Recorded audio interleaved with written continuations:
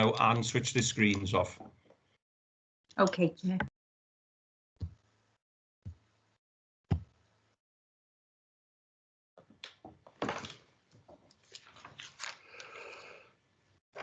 Well, good morning, ladies and gentlemen, and welcome to the meeting of Children and Young People. Bore da, croeso i'r cyfarfod plant a pobl ifanc yn Sir Fynwy bore yma.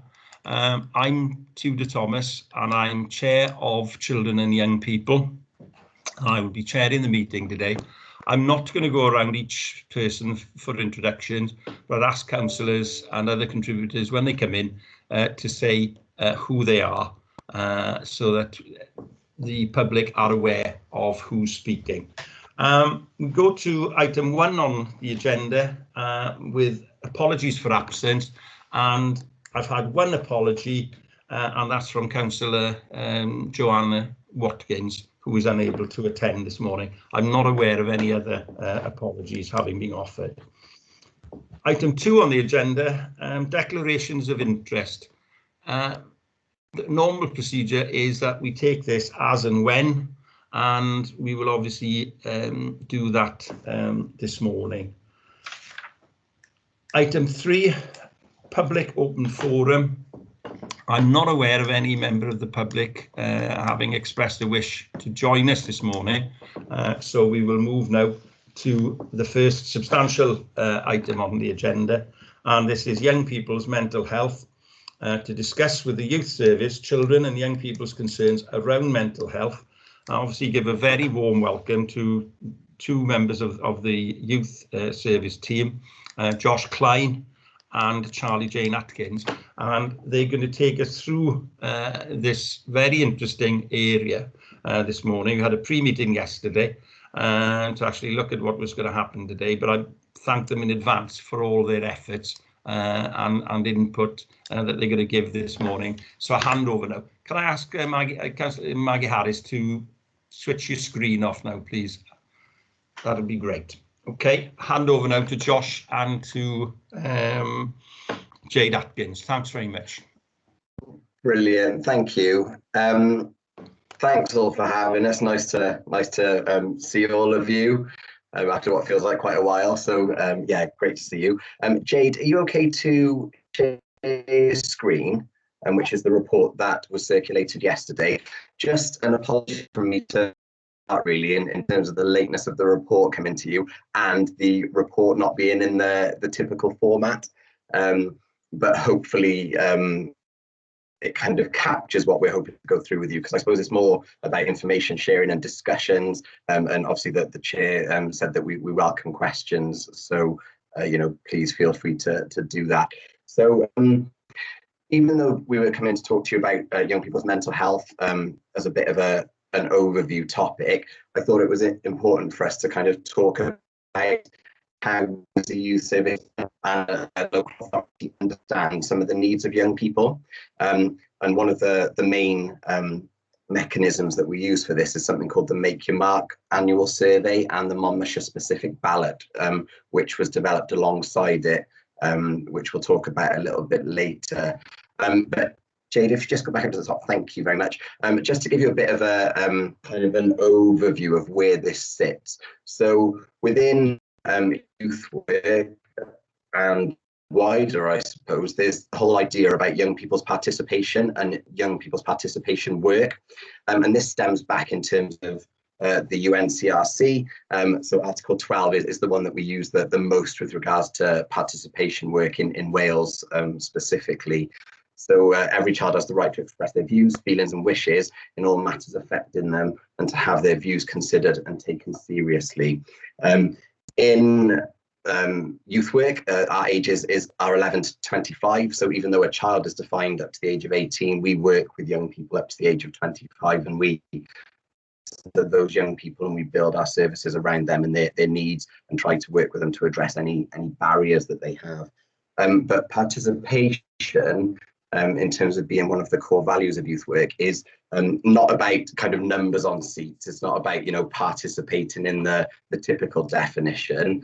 It's about involving young people in decisions that affect them in a non-tokenistic way, and just taking into account their views and opinions, respecting them, and kind of valuing them as individuals and whatever they bring, whatever that is, you know, regarding any difference, any ability, you know, it doesn't matter to us. So what we tend to do then is we work with our young people, we listen to them, and as I mentioned, we kind of look to build our service around them. So Jade will go on to explain, enables us to gather some intelligence from young people annually about what it is that's important to them and what their priority areas are. And then what we look to do then is we look to address them as a youth service, as a youth council, which I will explain, as Monmouthshire Council, as a public services board, regionally in South East Wales, and nationally in terms of Wales and the UK. So we've got a system in place that kind of feeds that up. So Jade, I don't know if you want to talk about the rest of it. So Jade Atkins is our youth worker responsible for participation. So kind of, you know, she's the lead officer that kind of leads on all of this stuff. So Jade will kind of lead, and I'll chip in kind of as and when, if that's okay. Chair, are you happy for us to take questions along the way, or is the structure that they'll happen at the end? I'm not too sure how it works. Yeah, to be honest, I think I'd be happier for questions to come at the end. Fine, absolutely fine. Yeah, no problem. Great. Thank you. Jade.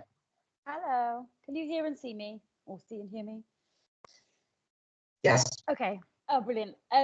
Okay, so your stream was breaking up a bit on my end, so if that happens with me, can you let me know if it's my computer or not? But to get started, yeah, I run the Youth Council Engaged to Change, and we do lots of different projects throughout the year. We aim Engaged to Change at 11 to 18-year-olds, 18 being the cut-off because at 18 they're able to join full council, so there's no crossover there. One of the projects, as Josh said, is the Make Your Mark ballot. So this is a nationwide ballot that happens for young people 11 to 18 across the UK.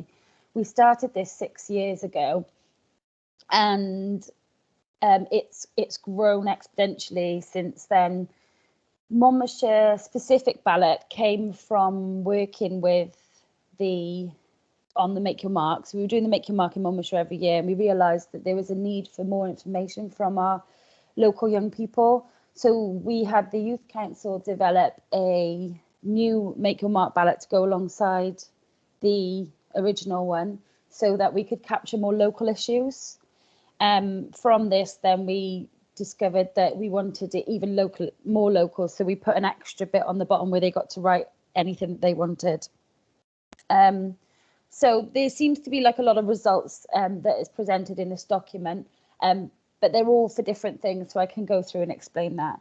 So the full report for Make Your Mark can be found online with the link that's in that report, and it gives you an overview of Wales from 2020.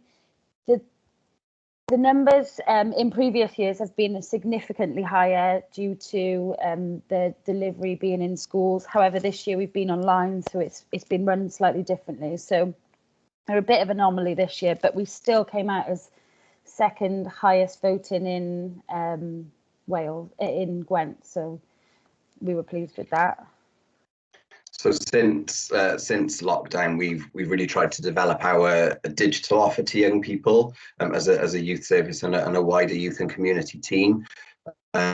So we've worked with the Youth Council and initially it was very kind of quick reactions, and we've been praised nationally for this by the youth sector, and other youth services have kind of come to us for information. So probably this time last year, when the first lockdown happened, we worked with the Youth Council, and the Youth Council normally meet once a month in Usk, and they were really proactive and pragmatic, and they said, right, well, because you know, geography isn't an issue for us now in terms of everything is online, we can start meeting more regularly. So the young people of E2C, they decided to meet once a week, and I would say if anything, it's been probably 2 or 3 times a week since. Yeah. And they've been so active in trying to help us develop as a service. So, you know, from the start, we were saying to them, you know, what apps are young people using, what you know, what social media channels, how would young people, you know, best be able to interact with us in ways that they would kind of be on board with, rather than it seeming like we were to them.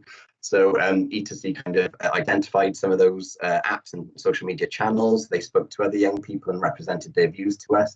And then when we had a kind of a suite of the top apps that people were using, we reviewed them with E2C, we risk assessed them, we trialed them with different groups. And that's what kind of then decided which apps we would use for our young people. And we used different apps and methods of communication depending what the young person wants. So we updated our privacy notice in line with all the GDPR stuff, and we developed an online consent form. So what we're able to do then is to interact with children and young people in the way that they wanted. So, you know, some were happy doing video calls, some just wanted to be texted, some were happy to use Microsoft Teams, you know, so we really started to build our online digital offer around young people. Alongside that, then we developed on Instagram and Facebook, there's the ability to create kind of stories. So we were sharing information, campaigns, polls, activities. So it was really, really good this year that we were able to carry out the Make Your Mark poll for the Monmouthshire specific ballot, and there was a national Make Your Mark ballot. So we hosted both of those on the Mon Life Connect website, and we kept sharing the links to social media channels. So even though it was, you know, considerably less of a response than it has been in previous years, I mean, in 2019, I think we had just shy of 3,000 responses from across Monmouthshire. So this year was considerably less.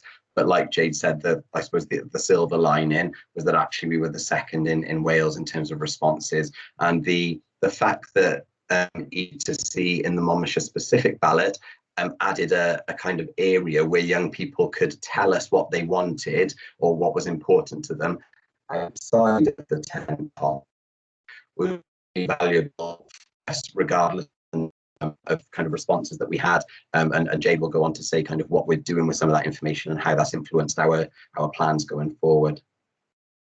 So on the screen then I've put up the Make Your Mark ballot that the young people had created over the summer. So we asked them, how are we going to do this digitally? You know, we're not going to be able to deliver this in schools. What would be the best way of getting information out there? And they came up with the idea of creating these tiles. So the tiles. Jade, we can just see the report at the moment. Are you meant to be sharing the tiles? Yeah. 1 second. How about now? Can you see that? Yeah, you've got it. This is the Make Your Mark ballot, and these are the 10 tiles that the young people created. They gave more of a breakdown this year to what the tiles meant, and how they were going to act on each of them if they were voted for. So if I go into the one, so for Monmouthshire, the highest one that was voted for was Sex Education Explained. So this one will be our top priority for the year. And young people were asking stuff like, they're asking for more information. They want breakdowns of the differences between like online and real life sex, in terms of like the way we view bodies, the way, you know, the behaviours that we do.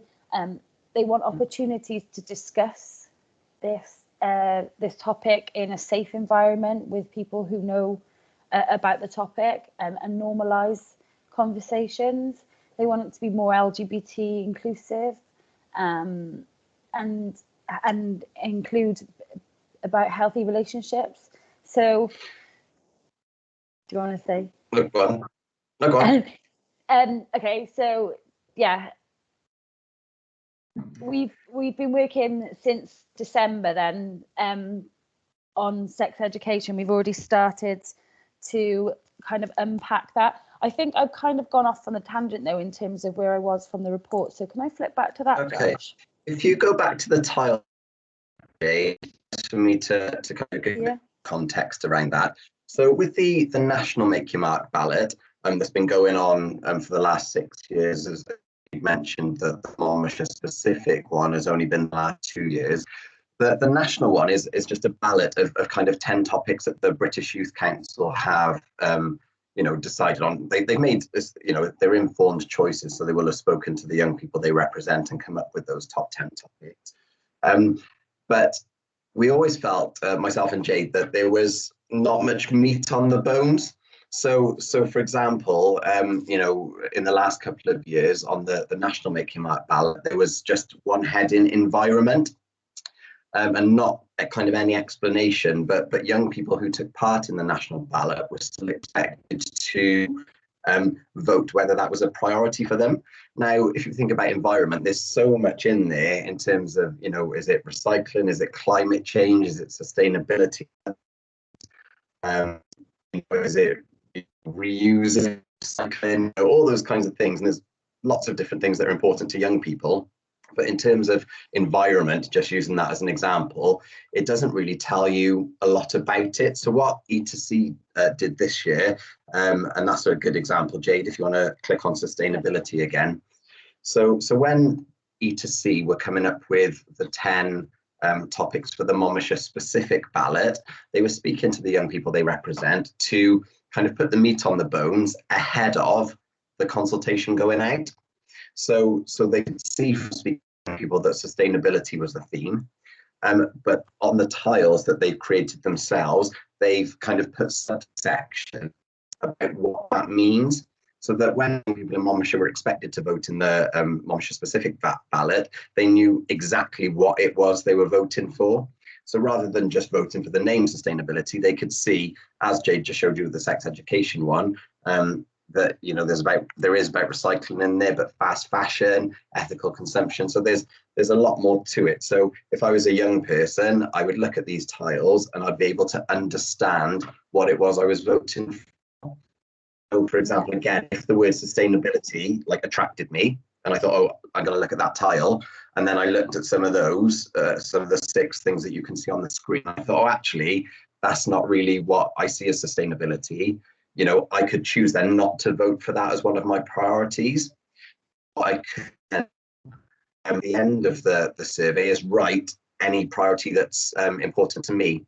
So if if climate change, for example, was one for me, and it didn't come under this tile of sustainability, I could just write it myself at the end, and all of those kind of comments were encapsulated, and Jade will talk about that again a bit later on. Thanks, Jade.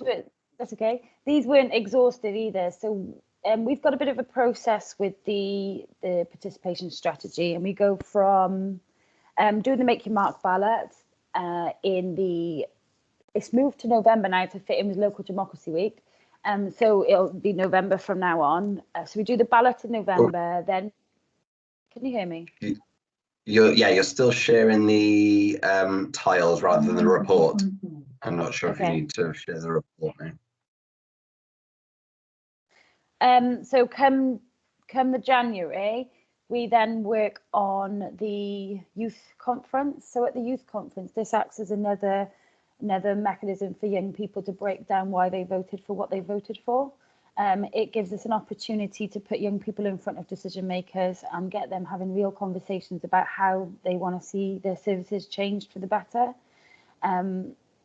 Following that, then the plan is to have a youth forum in the July, so we can come together again.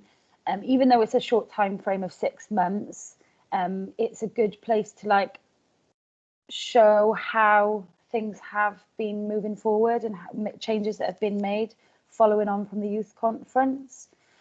So that's kind of the process of it. But we've also got lots of different projects going through, feeding in throughout participation. So these results are broken down into different areas. So you've got 2 ballots with lots of different opportunities to vote. So I'll get started. The top UK one was this year was free universities.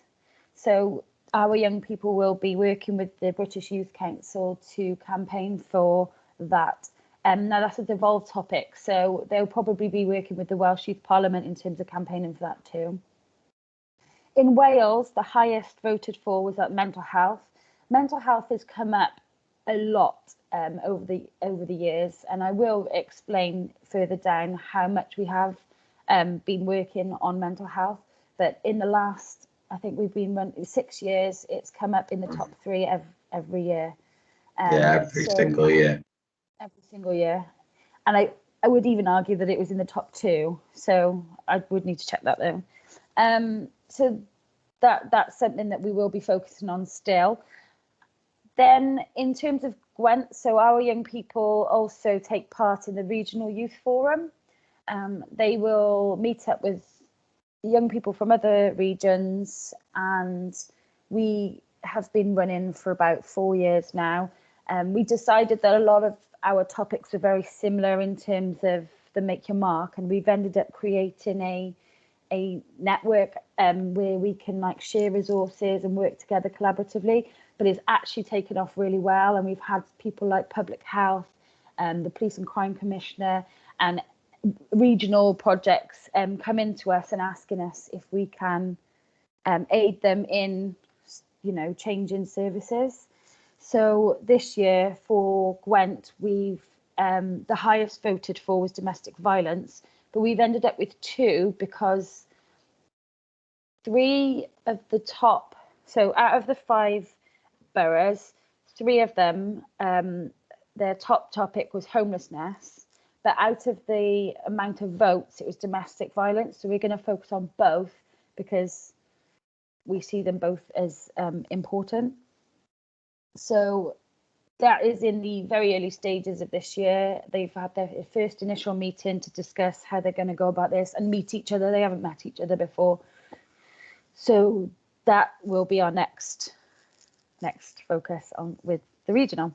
So then with the Monmouthshire specific ballots, what we do with them is a little bit different. So we kind of like keep the Make Your Mark results, and we send that out wider than Monmouthshire, and we make sure that Monmouthshire are adhered in British Youth Council, Welsh Youth Parliament, and all sorts of other places. But with the Monmouthshire specific, this is where we want to make sure that our council and our schools and our services are running for young people locally at their peak.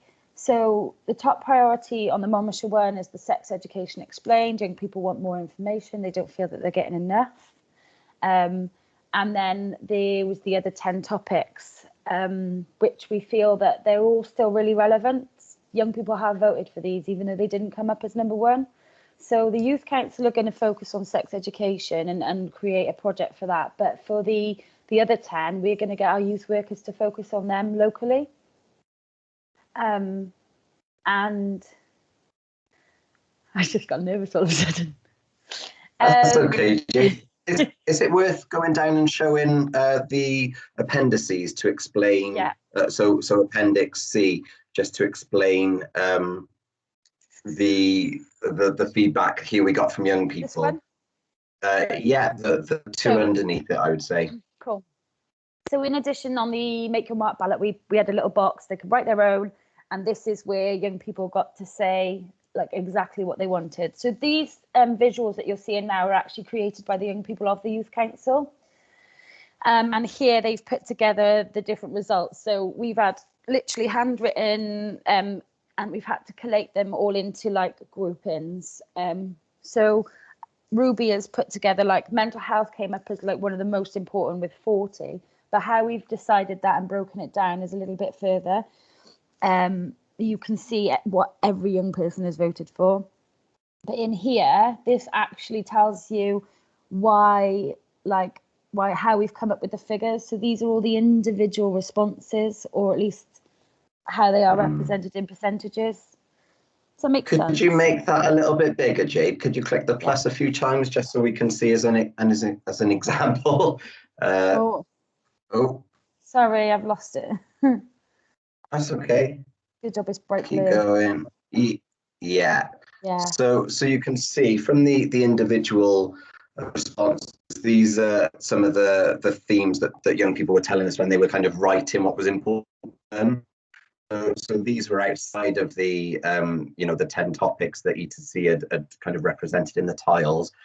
So this was the bit, Jade just showed you the ballot paper, and that's where the young people could write. So we kind of looked at some of their ads and kind of grouped them together into smaller groups. And then on the slide above, Jade, if you go up to here we go. You can see that we've kind of themed them further. So the page down that Jade just showed was that the kind of groupings of individuals, and those we chunked them together into themes. So these were themes that were kind of outside of the main on the Monmouthshire ballot. So I hope that makes sense and that we've explained that well. But again, we can take any questions on that at the end.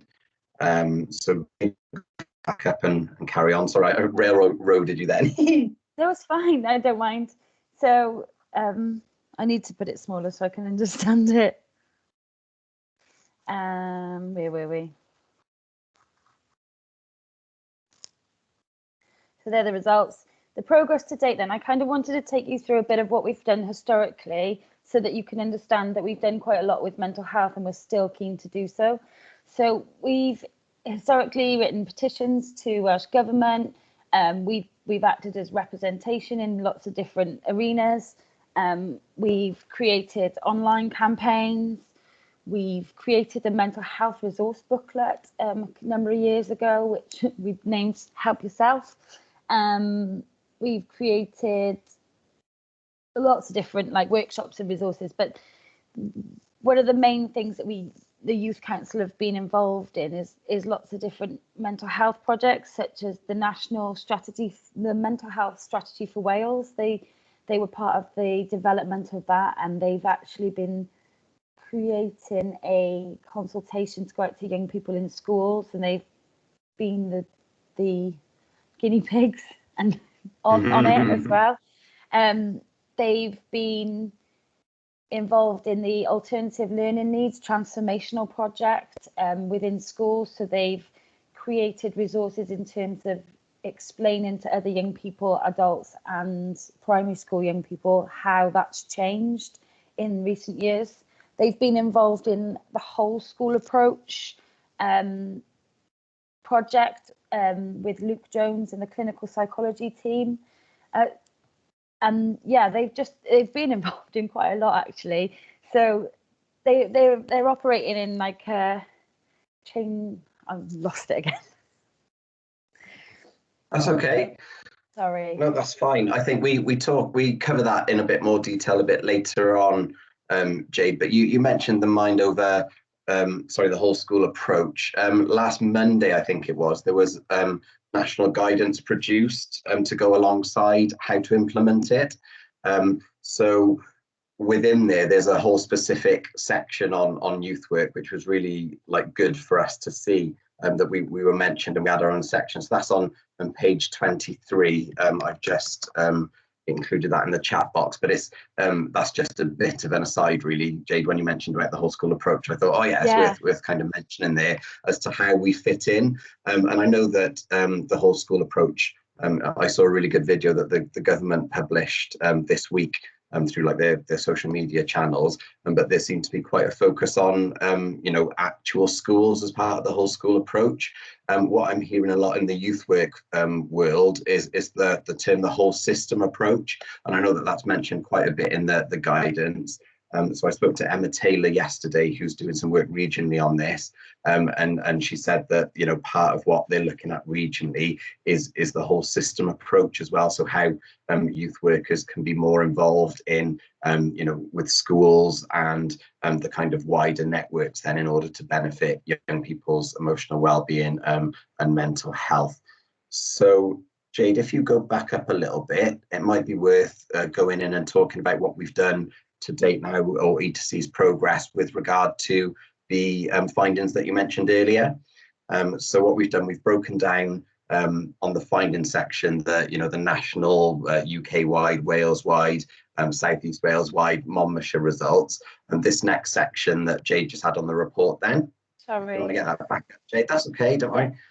is what E2C have done so far since we got the results before Christmas, because obviously we've had 3 months now to try and dent some of this, but obviously COVID has caused a bit of a barrier. But yeah, Jade, do you just want to talk about kind of where you guys have got with regard to the priorities? Yeah, so we have been meeting with young people and talking about how they want sex education in schools and like what that looks like.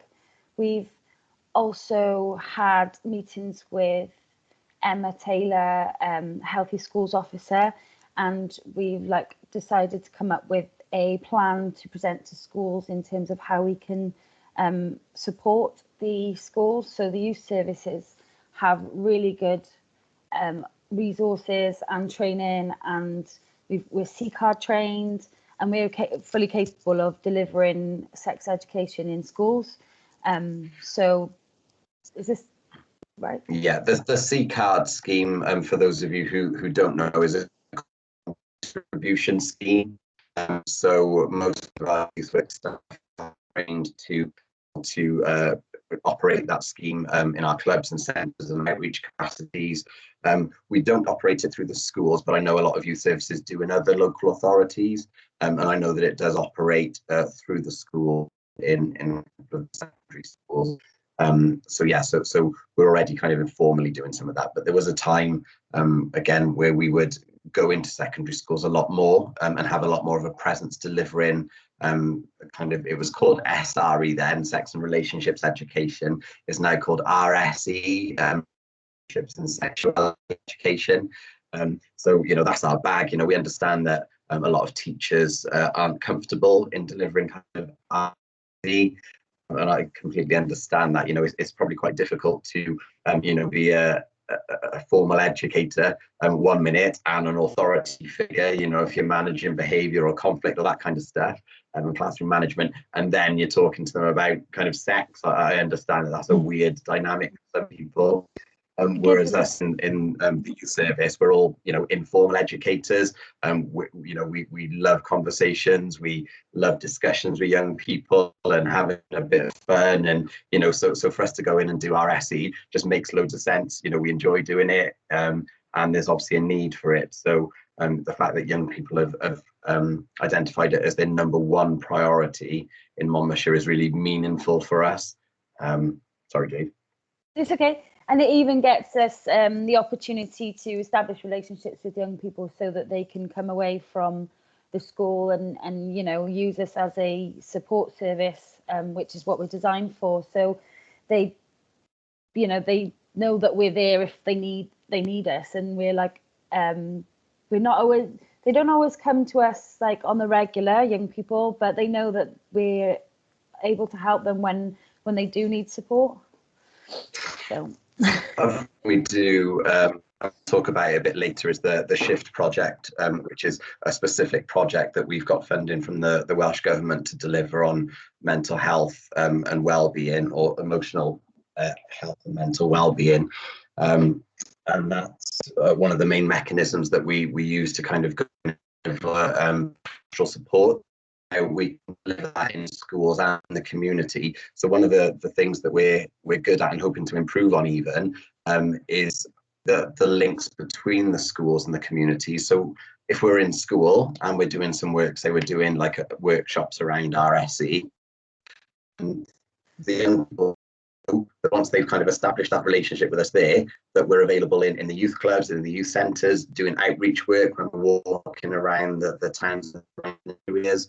So it's establishing that relationship and then maintaining it as necessary, so that you know, the good youth work can happen. So that's one of the real benefits to us being in the schools and doing this, because like Jade said, you know, one of the purposes of youth work is to develop young people's personal, social, educational, political education. So one of the things we try to do is to move young people from potentially being dependent to independent. So as Jade perfectly said then, young people might come to us when they need us, but then when they're not coming to us, they still know that we're there. And as they grow up and they go through adolescence, and then when they're over 18 to 25, they can keep coming back to us with whatever it is that experience during their life and all the different changes that they're going through. You know, there's so many changes, cognitive, behavioral, sexual, you know, educational, all that kind of stuff during adolescence and beyond. You know, recent research says that the brain continues to evolve to kind of 25 to 28 now, which is you know, something that wasn't thought of before. So, you know, we're there for young people up to the age of 25, and they can keep coming to us every time they hit a roadblock, or they need some information or support or signposting, or they just want a chat. You know, sometimes from our experience during lockdown, just chatting to us has been reassuring for them. You know, it's helped reduce anxiety. You know, it helped increase self-esteem, self-worth, made young people feel valued and listened to. So it's all that kind of stuff. So you know, going in and doing something as kind of simple as our SE actually opens the door for a lot of other youth work throughout those young people's lives. So we have pinch points where we try and get involved in young people, but with young people. So in year 6, 7, year 9, then different events that we try and kind of go in and kind of re-establish ourselves and just remind people that we're there if they aren't, you know, regular service users. But we've connected with a lot more people kind of digitally as well. That's really opened us up to young people that we weren't necessarily. So, you know, COVID has been helpful. Okay, do you want to take over? Sorry. I'm gonna, so like you said, and I know that you've all come to see and speak to us about mental health specifically, and I feel that everything that that young people's issues all impact on their mental health. It's almost like anxiety and depression are a secondary problem to their environment. So good mental health comes from having really good relationships around them, having really good opportunities to grow, learn, develop. They're having that chance to have conversation and dialogue about things that they don't understand. They learn about what's right and what's wrong in the world for themselves. We don't tell them. We're kind of like an information source so that they can make their own minds up. And through working with the Shift project and the youth service, I can see how they go really well hand in hand. Usually when we've got young people coming to us in terms of mental health problems, we end up talking about what's going on for them in their world, where they're at, and it's usually quite easy to unpack. So yeah, that's kind of a bit on the link to mental health. And I'm pretty sure we've gone through most of these, but I do want to tell you about the Friday Friendlies. So the Friday Friendlies were created during a brainchild of E2C. I'm really proud of them for coming up with this idea. It's a way of digitally engaging with young people whilst we were in lockdown. So what we would typically do in the January is create a youth conference. We realised that we're not probably going to be able to do a youth conference online with the kind of quality of conversations that we've had historically. So we asked them what would be the best way to tackle this. And they came up with the idea that they could do Friday Friendlies online, which was 1-hour webinars or Teams meetings, that they would have the opportunity to speak about these topics and learn more or share information. So to give it more weight, during the week, we'd get the youth service team to post on our social media lots of different information about the topic of the week, and that would give young people the opportunity to engage with our posts, our quizzes, our questions, and they would have the opportunity to start thinking about it, so that when they joined us on the Friday, we could then have conversations where they were informed.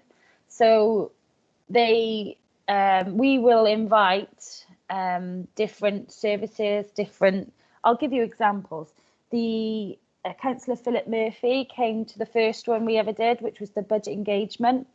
Young people got to communicate with us through the chat on that. We've had Alan Burkitt join us on the bullying, and we ended up talking about how Monmouthshire is tackling bullying. Some of the young people come up with some fantastic ideas on how we could improve that.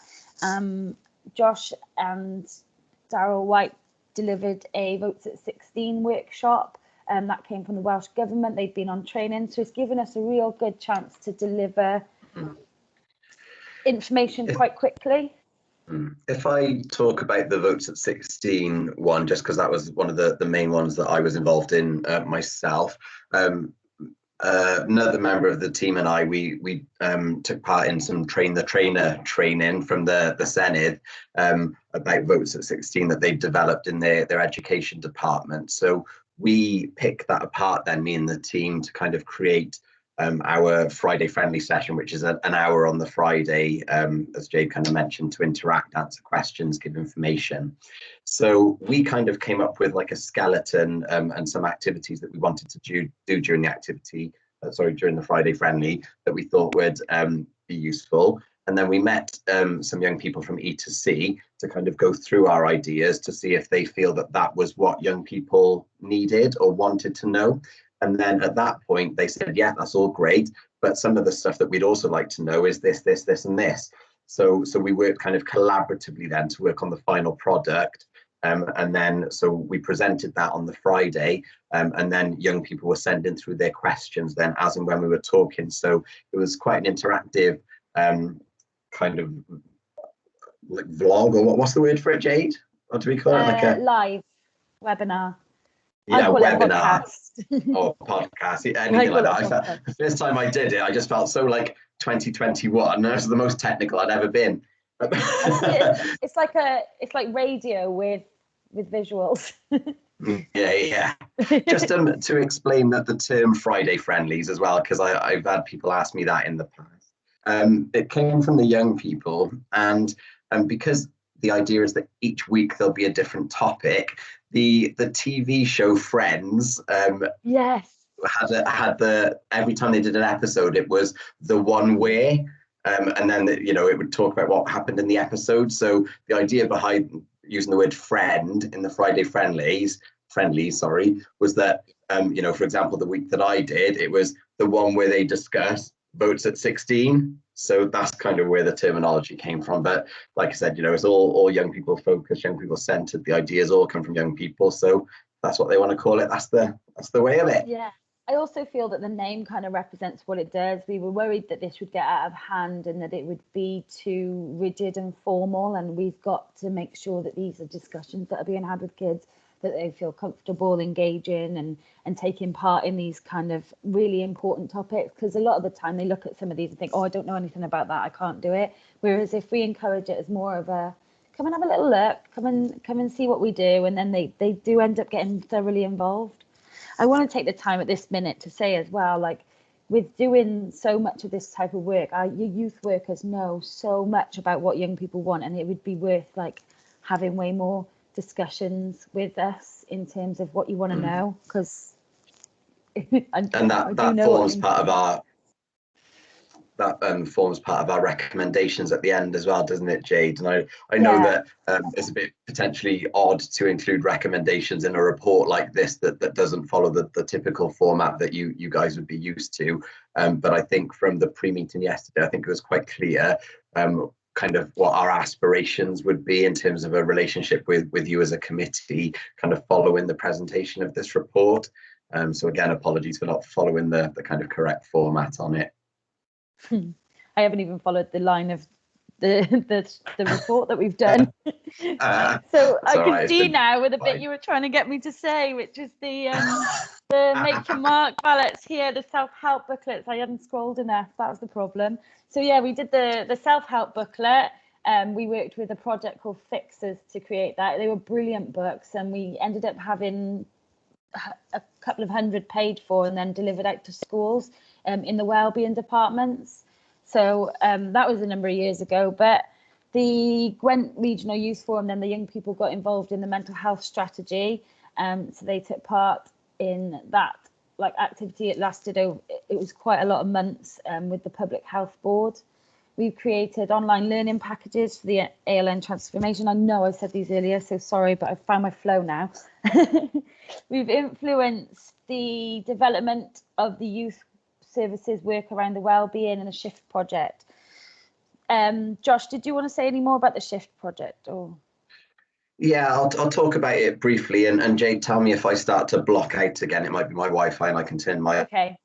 camera off. I touched on earlier. It's about through non-clinical but youth work interventions and methodologies. It kind of mentions it in the we look to support young people aged 11 to 25. And that work can take the form of kind of one-to-one meetings over a 6 to 8 week period. It's been going on online during COVID. It can take the form of wellbeing walks, but we've got a tool that we kind of use to assess where young people kind of self-assess their emotional well-being. So I went to some training a couple of years ago in mid-Wales for 3 days about the model. And it was off the back of all of the ACEs stuff. So what I wanted to do was make sure that the shift project that we were developing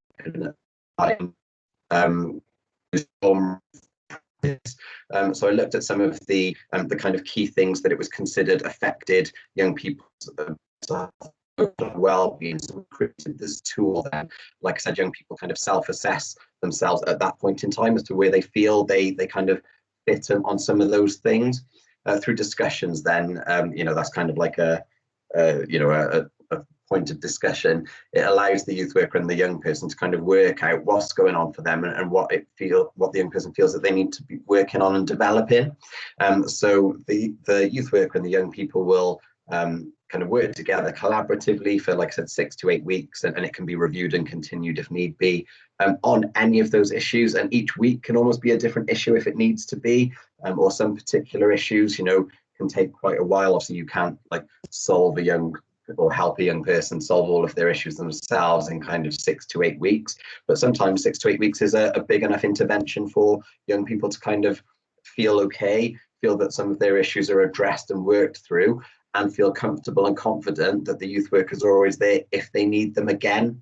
Part of the purpose of the Shift project is to create opportunities for support at tier 1 of the mental health triangle. So what that means then is a reduction in pressure on services at tier 2, like counselling and primary mental health and those sorts of more specialist service areas. So having that direct involvement at tier 1 with young people, we're finding is really making a difference to their well-being and mental health, and they're telling us that in their feedback. And we've got some great case studies and data behind that, and that also they know where we are if they ever need us, which is a great situation, a great outcome for all. What we're doing now from the next financial year is we're really gonna delve into the 18 to 25 area. So when we started the Shift project, there was lots of demands. We had waiting lists, but they were all from the 11 to 18 age group, the school age group. Where our focus was. We knew that 18 to 25 was a gap, but it seemed that the biggest need coming from like the early help panel and from the young people that were generally accessing the service was 11 to 18 was the main area.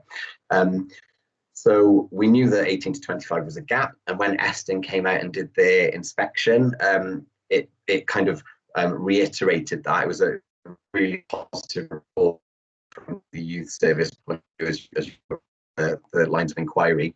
And one of the things it did say in there is that we've got great provision.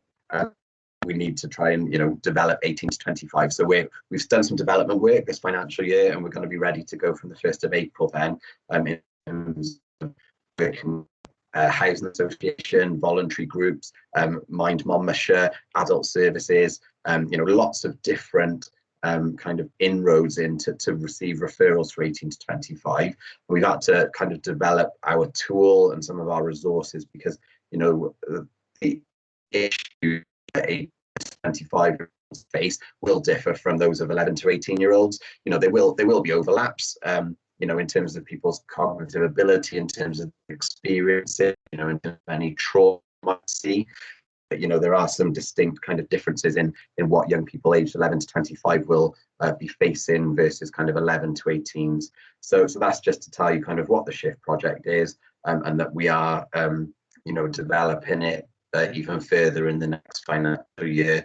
Staffing capacity wise, we've got a maximum of 18 days a week that we can give to it, and that sounds like because doing 5 a week, whatever, but just because the number of staff, you know, we've got the potential, if there's the number of referrals there, to be able to give that much time, and that covers all of the areas of Monmouthshire and all of the ages from 11 to 25. So we're really excited about that. Fab. Sorry, it was a little bit jittery in between all of that.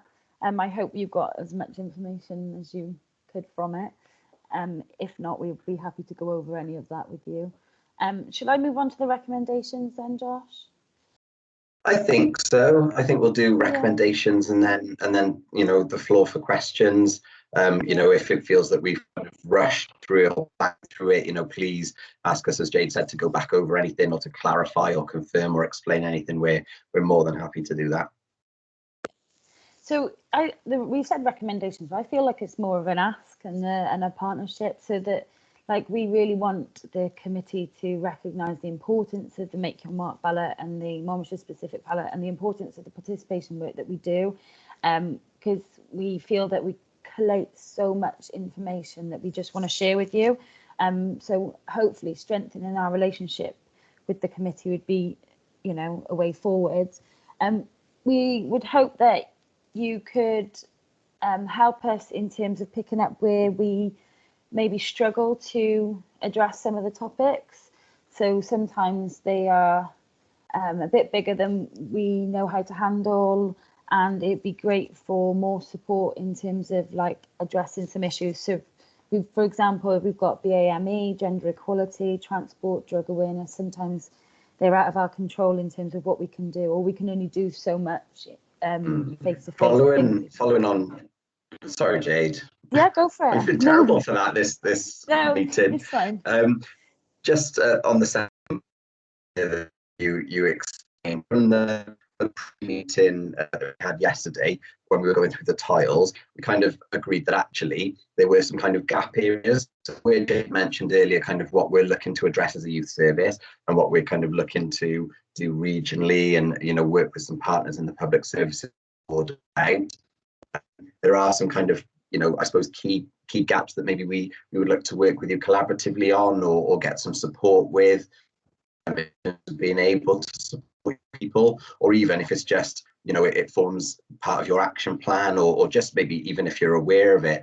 So yeah, so those 4, gender equality, transport and drug issues, or drug awareness, you know, were kind of gaps that we felt with kind of bringing up that might be tackled kind of elsewhere. Like, okay, Jada.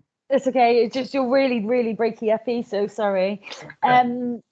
So yeah, strengthening like the links, I think, between the youth council and the main council would be really like the most important thing that we could do, because it means that just even sometimes having conversations will end up bringing up solutions to different things, or you know, knowing the right person to make the right change. Then yeah, kind of use E2C as a mechanism for engagement with young people. I know that historically you've always said that there's not enough younger representation on the youth council, and I feel that, you know, we are literally the people that can help with that, in terms of like these young people are starting to understand the way it works. They got a real passion for politics. They're interested, so they're kind of like the young generation that are interested in being the next you guys. So it'd be really cool if they feel comfortable in environments, you know, speaking to you, or inviting, especially with, you know, the votes at 16 as well. You know, that's going to massively impact people's interest in kind of the process and in politics and in making a difference. You know, just from the young people I spoke to about the votes at 16, you could see some real kind of light bulbs going off, and some people being feeling really enthused about, you know, being able to make a difference. I've done some research recently talking to some young people about participation in Monmouthshire, and I kind of get that the feeling is, if you don't really know about participation work, then you're not really involved in decisions that affect you. So that's something that we really want to develop kind of next year. And again, in our service delivery plan, one of the things that we're looking at is, in addition to E2C, the main youth council is developing area forums for young people. Because even though, you know, young people might not want to sit on E2C or might not be elected onto E2C, it doesn't mean that, you know, it's elitist in any way and that, you know, young people can't have their say. So we've put it in the delivery plan to have area forums. We've put in there to kind of strengthen links with the school councils as well. So we're really trying to develop the structure of kind of across Monmouthshire for us young people in terms of how we hear their voices and how we can get the intelligence which informs how we work together to kind of address any issues. Even working more locally with the youth forums, it means that we'll get even more local issues, and then they seem to get easier, the issues, as you go more refined. So we're looking at the youth forums and working with like the town councils, the schools, the businesses, like that sort of thing, the town teams. Like there's a lot more that we could do in that respect then, because there's only so much the youth council can do. You know, they spend, well, they're supposed to meet once every week on this at the moment, and they're meeting about 3 times a week. So they really, and we got this far. So youth forums, I think, are the way forward. Cool. I think that's everything. I think I'm going to just run through these just to make sure I've showed you everything. So that was taken from the Make Your Mark, page 29. I've showed you that one. This was what Ruby created, and we've talked through that one. And then John's one as well. So John's another member of E2C, and he did like an overview of the results and a bit of a fact find for other people to look at. He's also done a QR code to our link tree. So on our link tree, it's basically a website that takes you to all different aspects of what we're delivering within the youth service. So if you fancy it, you could check that out. And that's how we get onto our Friday Friendlies as well. So yeah. So you scan that QR code on your phone, and it takes you to a site, Jade, and it lists all of our social media pages and links to our websites and all that kind of stuff on there, doesn't it? I'll put it in the chat once I've stopped sharing actually as well. So not the actual website. That'd be good. Cool. Great. I think that's done. So I think we can go on to the questions. Well done, Jado. Thanks, John. Okay, well, Jade and Josh, thank you very much for taking us through it. Quite a complicated presentation, really. There's so much information there, and I'm coming in sort of a second time today, so I obviously listened to you yesterday. But I am really grateful for your time and effort in joining us today, and certainly as chair of Children and Young People, I'm very keen to develop strong links with the youth service and obviously with young people. And speaking personally, as you get older, then it is more difficult to make those sorts of links. And I've got 3 children, but they're all now in their 30s and one in his 20s. So it's so good to have you coming in today. And I forgot to welcome as well the start of the meeting, Penny Jones, who's the cabinet member for social services and covers youth services. So thanks, Penny, for joining us today.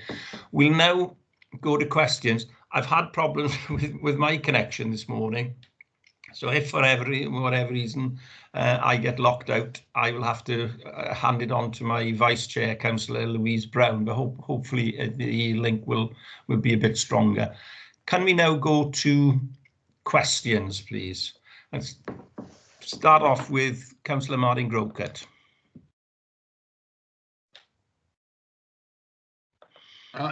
Chair, I think Lisa has had her hand up for a long time. So sorry. Okay, thank you, Councillor let Lisa go first. She's been trying very hard. Yeah, sorry, thanks. I can go to Councillor Lisa Dimmock. Thanks. Sorry, Lisa. Thank you, Martin. You're such a gentleman.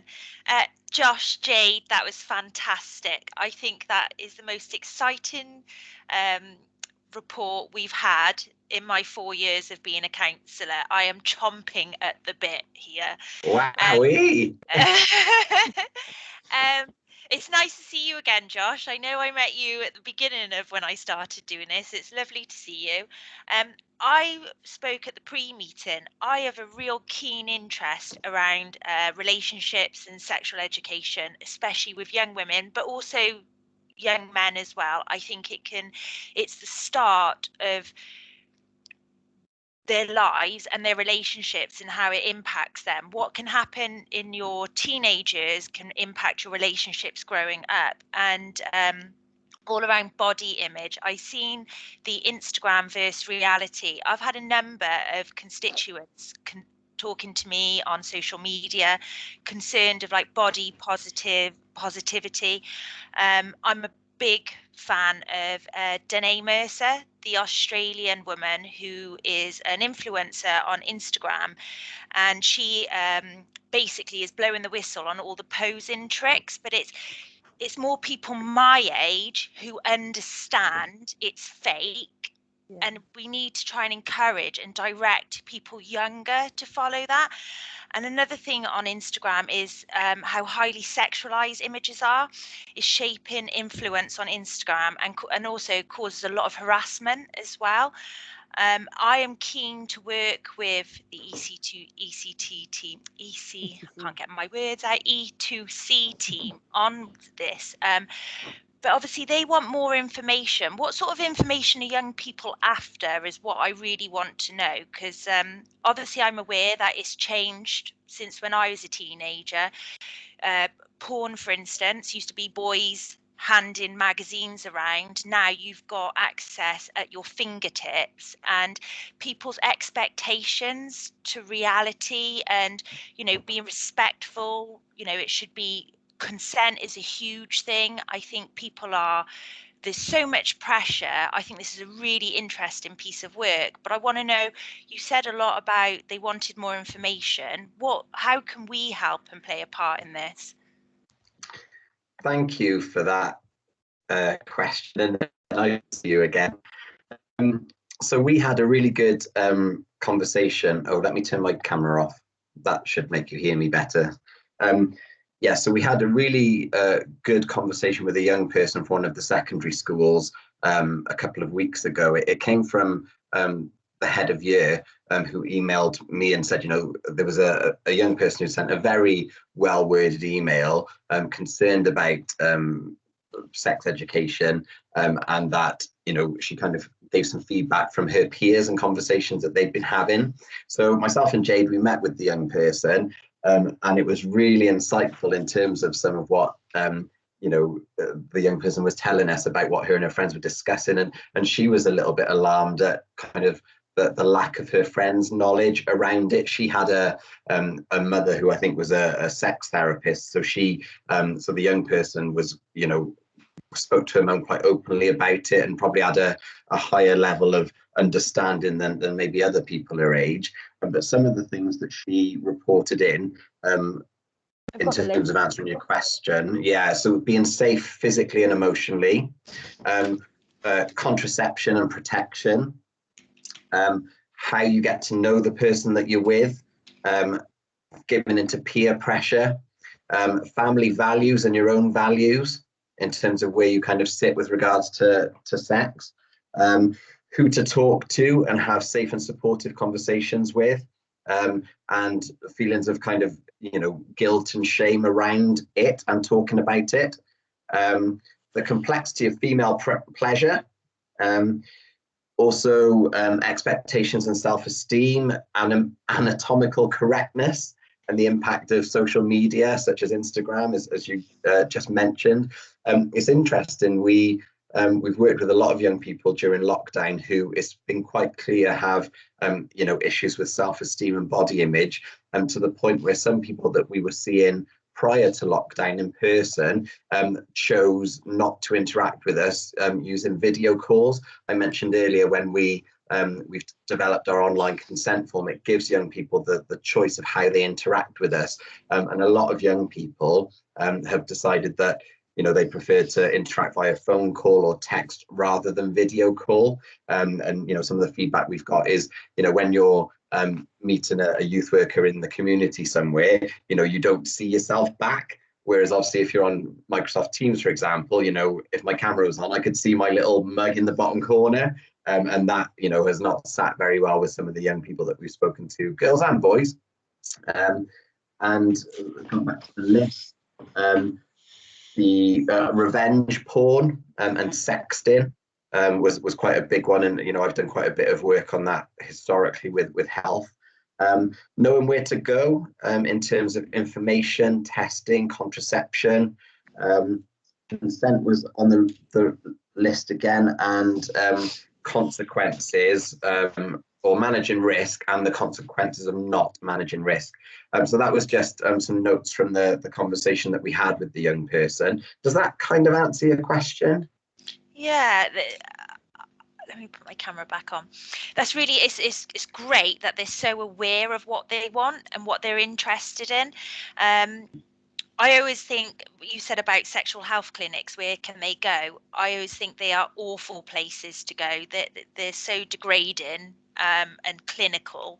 They could be more inviting. It's interesting listening to that. Maybe we could have chair a subgroup, like to do a bit of work, and where we can maybe bring some positive influence. Yeah, if I can, excuse me, if I can interject there, I think really we need to probably think of a subgroup for some of these areas. But obviously, sex education is a key area. It's obviously come up in these opinions from the young people, and obviously we want to do what young people want, not what we think they want. And I think that, you know, that is the difficulty with councils or any group that are making decisions. It's actually finding out what people want, not what you think they want. And I would fully support the concept of a subgroup. Jay, did you want to come in? Yeah, I was going to say that you know, these young people are already having these conversations, and they're already looking for people to come and listen to them. So in fact, we've kind of got it already started in terms of the Friday Friendlies, and that'd be a good place to come along and have that kind of discussion. I know that Sarah Jones came to the one on gender equality recently, and she had that chance to speak to young people, and well, they asked questions and we spoke to young people. So, you know, on all of these different topics, we're going to be looking at addressing them. So that's an offer. Yeah. Okay. Thanks. Move now then. I'm sorry about that, Lisa, that I missed your hand there. I could see the hand earlier on and then missed it. Councillor Martin Grocott. Thank you, Chair. Firstly, just to go on and add a little bit more to what Lisa very wisely talked about there. It seems to me that when we talk about sex education and relationships education, one thing that we see time and time again whenever things reach a crisis point, and there is an outbreak of violence against women, which very often has got some sort of sexualized background, is that the perpetrators of that violence are male. And I think we have got a huge problem with a gender divide here. And somehow we have got to include in relationships education the fact that it is not acceptable for boys to grow up thinking that girls and females are in a position to be put down or in any sense are objects. And certainly I think that young people looking now to the development of the new curriculum in Wales, there is a very real role for youth organisations, and I'm looking specifically at people like you and Josh, to actually be in schools and trying to influence the content of what we teach, particularly to our secondary aged kids. I'll leave that with you, because the main point I wanted to raise is really coming from your recommendations and how we can help. And I think that one of the good things the Children and Young People Committee can do as a standing committee of the County Council is to call people to us, to come and talk to us and to answer our questions. And you've mentioned it this morning, and thank you so much, by the way, for coming along this morning, both of you. But both of you have mentioned the importance and the necessity of collaboration and the range of services that are involved in looking at adolescent mental health, and then going forward to people in their young 20s. In the days when much of my work was for Ofsted, I spent much of my time inspecting very specialist provision for young people with mental health problems, and just the enormity of it, I think, would shock many people. And I can remember inspecting an education provision which was actually a locked ward in a hospital for young people with psychosis. And I was told to make sure I took my tie off before I went in case any of them tried to throttle me, because several of them were murderers. I went to a provision for young people. This was a residential provision attached to a major hospital for teenagers with anorexia who were at the point of starving to death. Now, when you consider that extreme of mental health, the support that we give to individuals in our mainstream schools, almost you could say pales to insignificance. But for those young people, support for their needs is the most important thing. And somehow we've got to get a system that encompasses all of that. I think in our committee, we have got a role for those youngsters who are primarily within our system, a local system that the council can influence. But then there are also important people who we can summon to talk to us, who would provide mental health services in the health authority, for example, from Anaya and Bevan, who would, through CAMS, for example, have very specialist provision. We can call people like Mind, who are running specialist provision for young people. I think that one thing we could look towards doing might be, for example, once a year, having a dedicated CYP committee where the needs and the expressed wishes of young people form the basis of that meeting, and in fact can to a large extent be led by young people instead of ancient councillors like me, because it's important, and we've got to connect. You've made that point very effectively. The reality is that 16-year-olds are going to be voting from now on. They're the least likely to be involved if they follow on from their 18 and 19-year-olds who are already voting. So we've got to look at ways of engaging. I think this idea of having a working group which we could develop ways in which the youth provision can really get involved in the political process would be a great idea. I want to say, like, and I don't know if I'm speaking out of turn, but we're doing both, working with, like myself personally, I'm working with the participation project and I'm working on the shift project, like a dual role. And I just feel like everything that you've said then is totally correct. We're seeing it firsthand, like I'm understanding like what's going on with young people. I just feel that there's not enough of us sometimes. And I don't know if that's right to say. Yeah, no, it's fine. Coming back to your first point, I suppose the development of the new curriculum is a really good time for us to get involved. So I've been invited to the meeting of the secondary school staff responsible for developing our SE. So we're going to kind of look collaboratively to identify gaps in provision at Key Stage 3 and Key Stage 4. We're going to look at what the young people in each area are telling us, what the needs of the school identified by the school are. And we're going to look to develop kind of, I suppose, bespoke packages, as the new curriculum kind of dictates. So, we're in the early stages of starting those conversations and looking to develop resources, sessions, workshops, whatever it is, each of the schools and the local areas feel that they need. And to add to that, I didn't explain earlier, which I think I should have, was that the youth conference that we did in January, from that, the data taken off the sex ed table and the young people's opinions were fed back to the Welsh Youth Parliament, and the Welsh Youth Parliament fed it back to the creation of the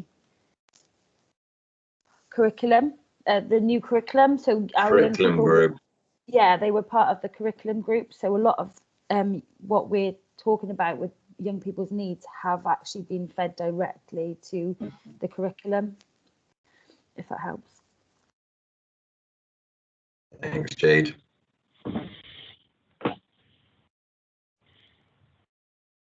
Okay, thanks for that. I'm having problems with my internet connection. People are breaking up, so I'll do my best. Next hand up now then is Councillor Louise Brown. Yeah, just a very quick comment. Thank you very much both for the presentation, which was very interesting and you know, obviously involves a lot of valuable work. One of the questions I wanted to ask about on the sex education side, you mentioned about family values.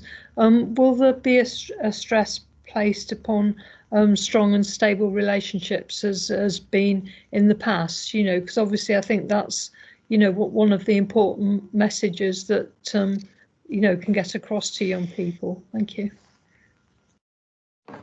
I think you know, one of the things that we try to, thanks for that as well, Councillor Brown, and one of the things that we try to do through all of our work is develop young people's resilience, and you know, ensure that they've got the right support. So you know, those conversations no doubt will come up, but it's ensuring that people have got the right support, the right networks, they know where they need to go, but yeah, also developing personal resilience, you know, so kind of all of that we'd hope would be encapsulated in what we'd be looking to develop. Yes, definitely. Okay. Come back, Chair, just to Yes.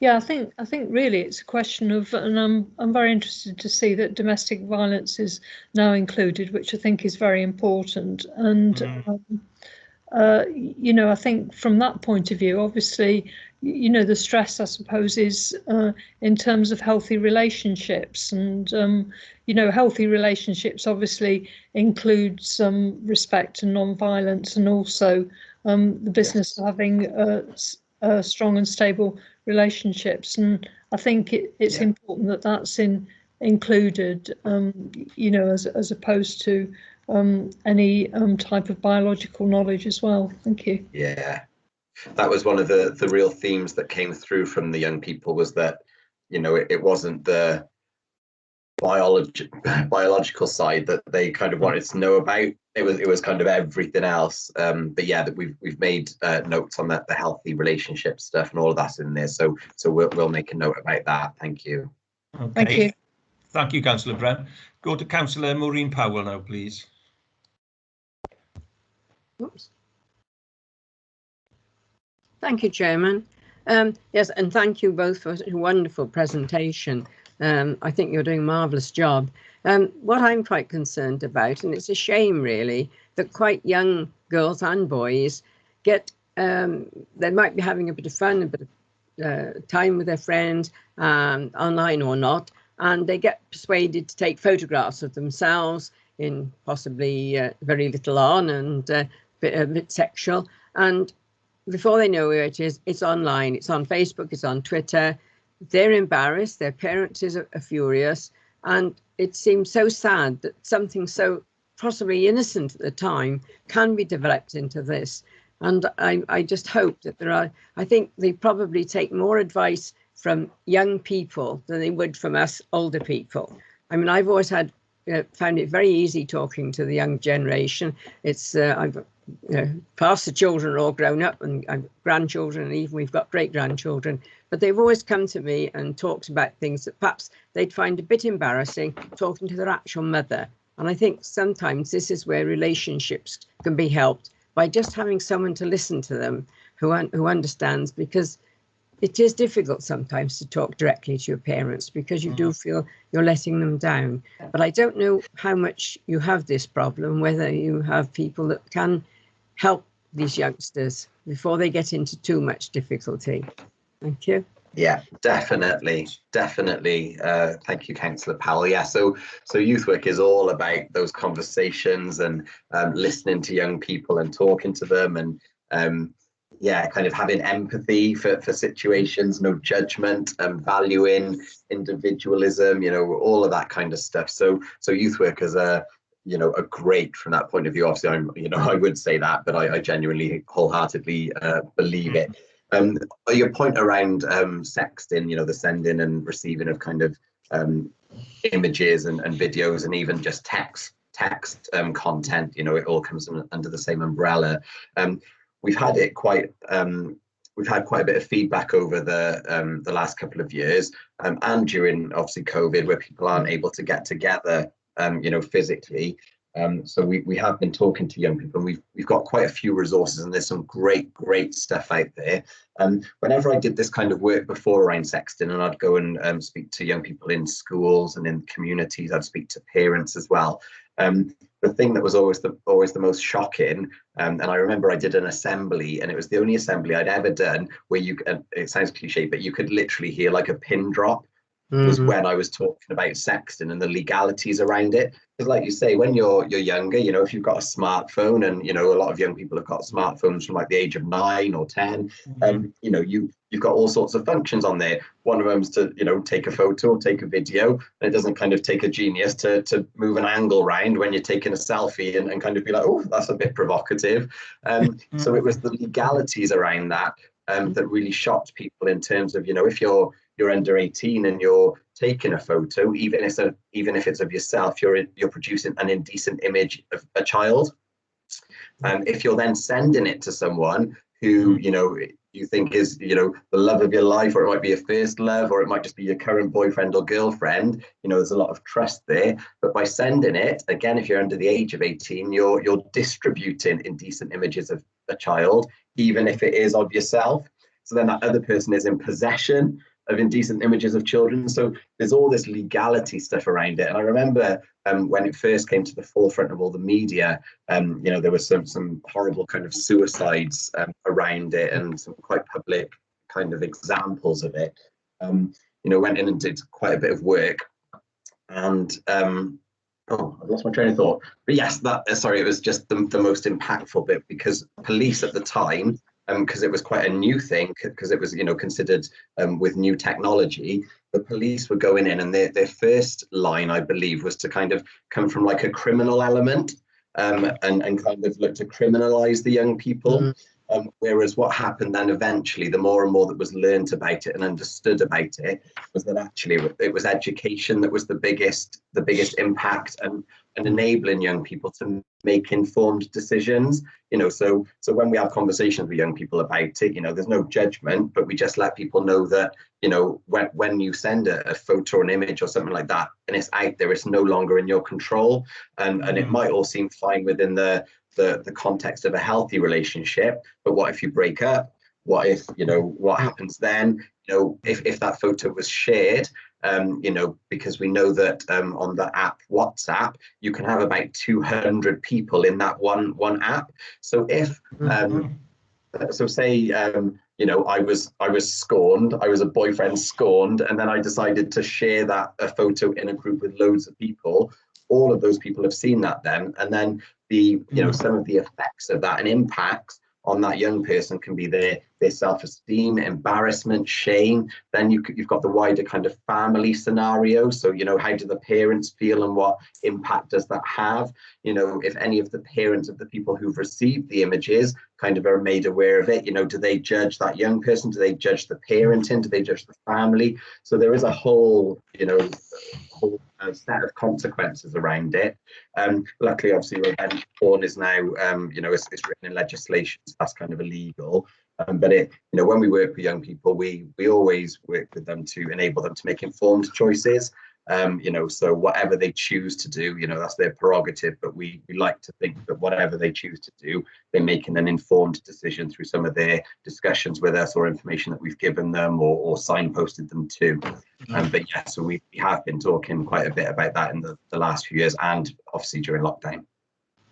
Yes, Okay. I think it's really sad that the emphasis is so much on the sexual side of it and not the actual genuine love and friendship. I mean, you can have love and friendship with someone just as a friendship. It doesn't have to develop into a complete relationship. And I think they're losing out a lot on that. And it seems so sad that ordinary relationships get forgotten. And it's made so much of. I know I'm old and perhaps I'm old-fashioned, but I believe you, I was young once, and I wouldn't like to repeat my past sometimes. But you know, it's we learn by our mistakes, but sadly some of them learn rather too young by the mistakes. And I'm so glad that you folks are there and doing all that you can, because that's what they need, is someone who's able to give them advice and to listen to them when they're in trouble. Thank you very much. Thank you very much. Thank you. Thanks, sir. And thanks, Josh, for the answer. Before I got hand up from Councillor Penny Jones, who's the cabinet member. Anybody else, if you want to make a point now, obviously put your hand up. I'll go now to Councillor Penny Jones. Thank you, Chair. Thank you. I just want to make a couple of points. That was all. First of all, fantastic. Excellent report. Excellent. And the team led by Josh and Charlie Jade, it's really fantastic. We're so lucky to have them, but they do represent what Monmouthshire is all about, our values. So, you know, we belong to a good council. Josh, I just wondered whether you kept in touch or you know, communicated with our mental health teams who are doing a lot, who have initiatives for young people, such as the Iceberg Project. And I just wondered whether you ever got those to come in and talk to your young people, because, you know, somebody like Claire Morgan, who runs it, and it's funded by Welsh Government and through the RPBs and things, but it really is a fantastic project, and others like it. That was my first point. And my second was, carrying on really from what Martin said, you know, regarding the input into Friday Friendlies, or forums of any sort. I'm sure, you know, members, I know some have already, but all members, and myself included, of course, would be willing to join any question and answer session, either about politics, because, you know, a lot of young people are interested in politics, especially with this new voting at 16, and the way that they can bring about change in society. So, you know, that would help a lot. But also, you know, a specialism that they may have, these members, or whatever. So please feel free. I think everybody is most people are very approachable, and, you know, we'd be willing to discuss helping you at any time. I know you don't want too many experts, but sometimes just a question and answer session can help out. Obviously, that's not really possible at this election time, but post-election, it really is. So, you know, just say well done to all of you. So thank you very much. Thank you very much. Thank you for those comments, and thank you for the offer of coming in to support us. You know, we really welcome that, and, you know, any chance for young people to kind of speak with you guys and learn from you guys, you know, is going to be completely valuable. So thank you. That's really appreciated. Coming back to your first point, yes, we're in the Shift project with the specific kind of mental health and emotional wellbeing work that we do. What we do is specifically non-clinical. It's using youth work methodologies and interventions, but we've got a great network around us of mental health specialists and people with regard to, you know, certain specialisms. We've been working with Papyrus quite a lot, that are a group specifically supporting suicide. So we've got a great database and a network of organisations that we can seek advice from, work with, share referrals between, all that kind of stuff. So the framework is very much there for the 11 to 18, and I think that we're getting there with the 18 to 25, because, as I mentioned, that's a area of development. I had a really good meeting yesterday. I sit on the CYP strategic group, but one of the subgroups, the wellbeing group, and I was talking about the Shift 18 to 25 project there yesterday, and I had some really good kind of links made and email addresses sent. So we're going to kind of follow all of those leads. So yes, thank you. But if there is anyone particular that you think it would be beneficial for us to link with, feel free to let me know. Yeah, any help is welcome. I will. Okay, and vice versa. You get in touch with me. Thank you, Chair. Yeah, thank you for the invitation today. It was really enlightening. Yeah, thank you, Councillor Jones, and thanks, Josh, for your answers. Are there any other questions or issues people wish to raise? I can't see any hands up. You know, first and foremost, I really would want to express the thanks of all the group. And really, I think that, you know, the proof of the pudding is in the eating, as they say. But today, there have been such good questions and remarks and recommendations from the group. And I certainly enjoyed it, and I could see from the response of members that they've enjoyed it and obviously benefited from it. And I'm grateful to Josh and to Jade for coming along and for all the work that they've done prior to this meeting. So diolch yn fawr, thank you for all your input. In terms of sort of picking up on what's been said this morning, there have been so many points which will be picked up by the scrutiny officers, but obviously some of the questions that Lisa Dimmock expressed an interest in the relationships and sex education element, and perhaps setting up a subgroup of CYP, and I think that is something we will certainly look at. And certainly in terms of Martin Crowcutt's points about sexual violence, you know, unfortunately we've seen that sort of act out recently, and that is something that really concerns me.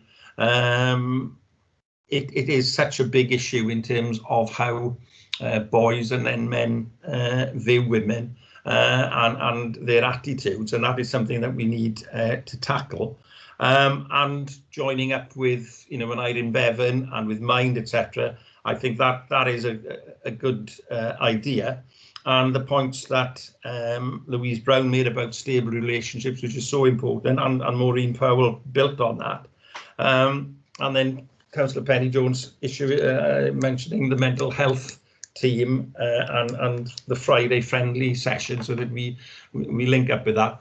I would recommend that we, as a group, accept the recommendations. I won't read through them all, but basically to have more contact now with the youth service, to offer our support, to create links with between Monmouthshire County Council and E2C, and then to use the E2C mechanism as a method of engagement with young people in Monmouthshire, in order to inform, you know, agendas and decision making. And certainly, you know, in my opinion, and I know in members' opinion, the door at CYP will always be open. I think we should as well have an annual build into the work programme, an annual report from people like Josh Klein and from Jade Atkins on the youth service and what is actually happening, because I think that is such a good way for us as a committee to be informed. And certainly my philosophy since I've taken on this role is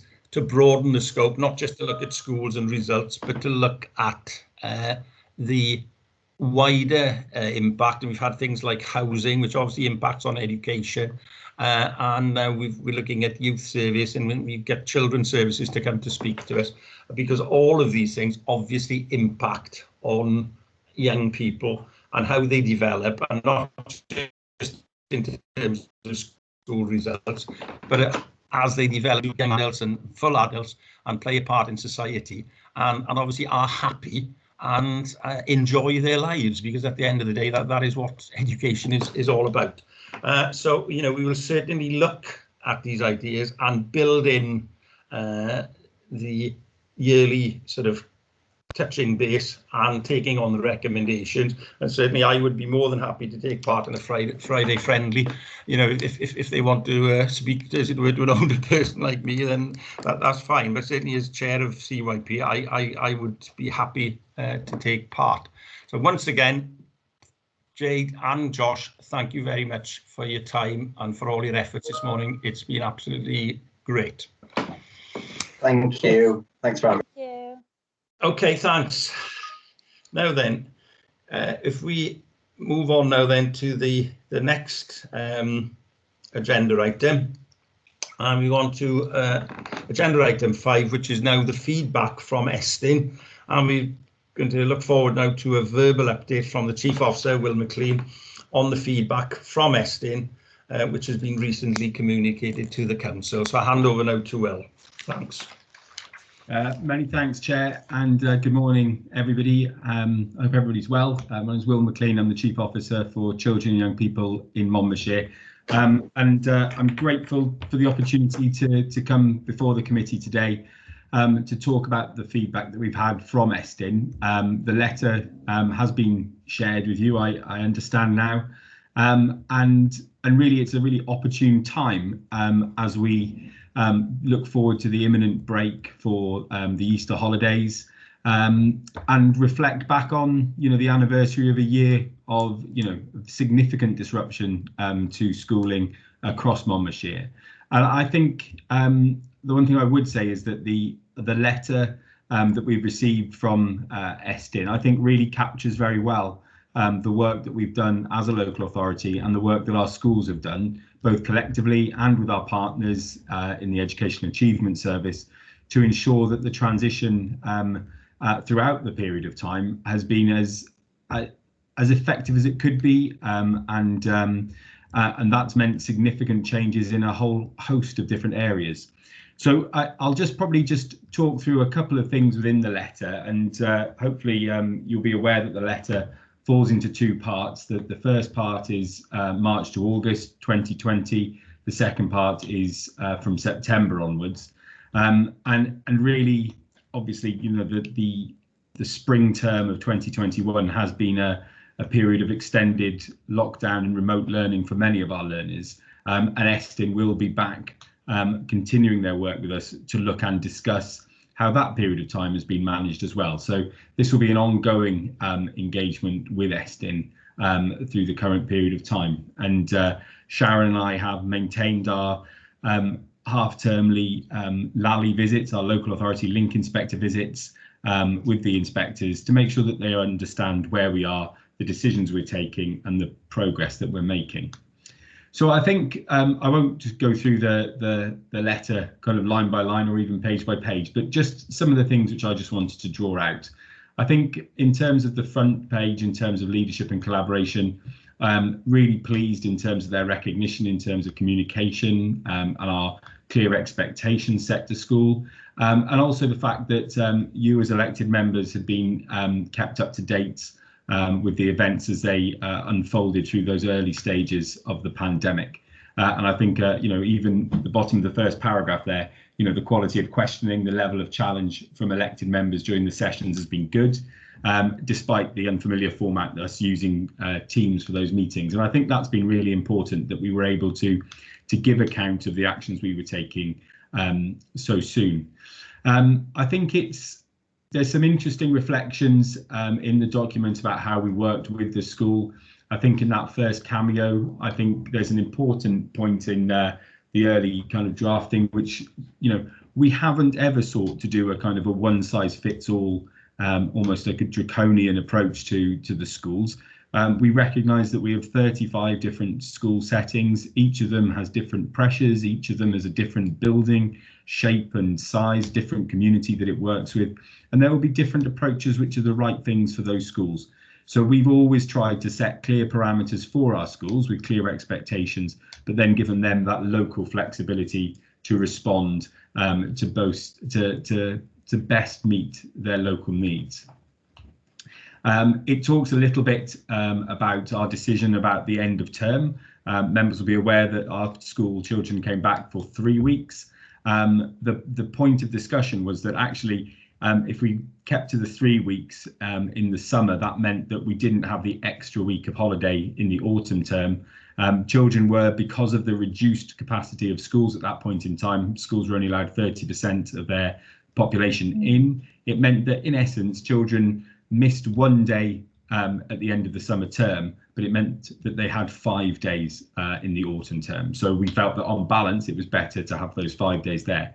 And because of the very pleasingly low levels of community transmission in Monmouthshire throughout the pandemic, but particularly in that autumn term when compared to some of our neighbouring authorities, many of our children had an uninterrupted period of time in school during the autumn term.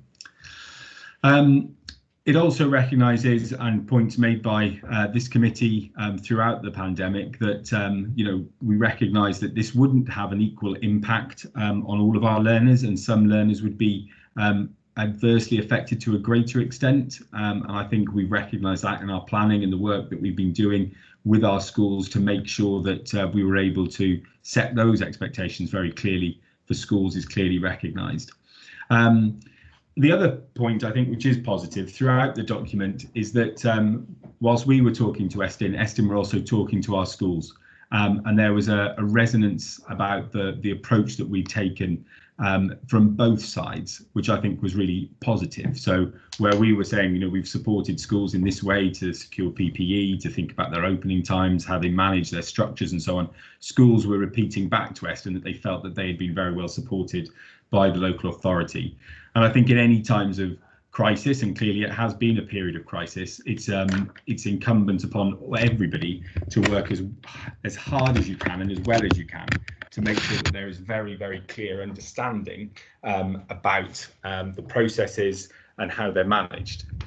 The paper also, I think, recognises the good work that was undertaken between colleagues in education and in social services to ensure that the needs of our more vulnerable learners were met. It talks about the supply of technology to ensure that blended learning could be effective, but it also talks about the way in which the childcare hubs were established and how places were guaranteed for those children who would need them. And I think it's only now, when we're this little bit of time away from the actual events, it's recognise the speed at which my colleague officers worked, the commitment that they showed, and the way that they worked really well alongside our head teachers. And I think, it's probably an anniversary last Sunday.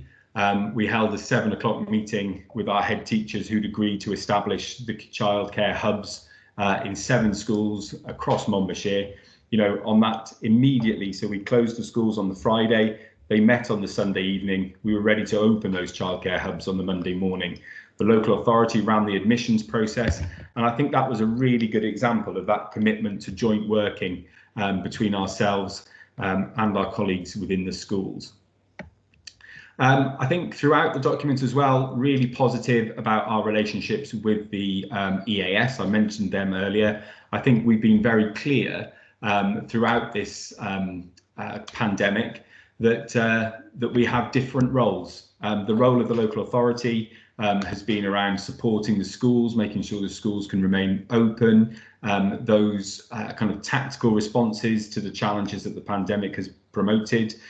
We've been really clear, Sharon's worked really well with the EAS to allow them to provide the right levels of professional learning to enable blended learning to develop significantly through the year, and also to make sure that the leadership, that adaptive challenge for leaders was met at the same time. So I think that relationship has actually strengthened between the local authority directors and the EAS through that period of time.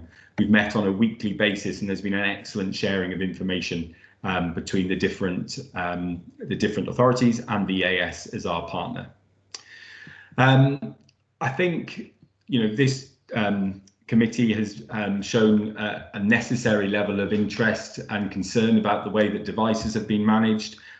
This document was written a little while ago, so the figures now in terms of the numbers of devices that have been shared and provided for families are now significantly higher than this. And the procurement challenges that the letter references have now eased somewhat, and we are seeing a flow of technology into our schools, which I think is very positive.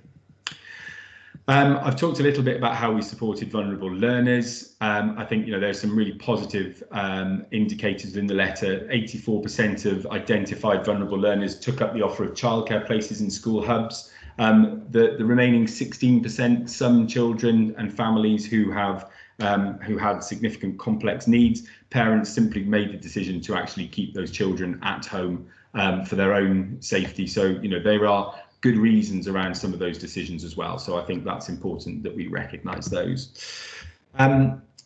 We also kind of continued our work, obviously then right up to the end of the summer term, and began that transition then into the return from September.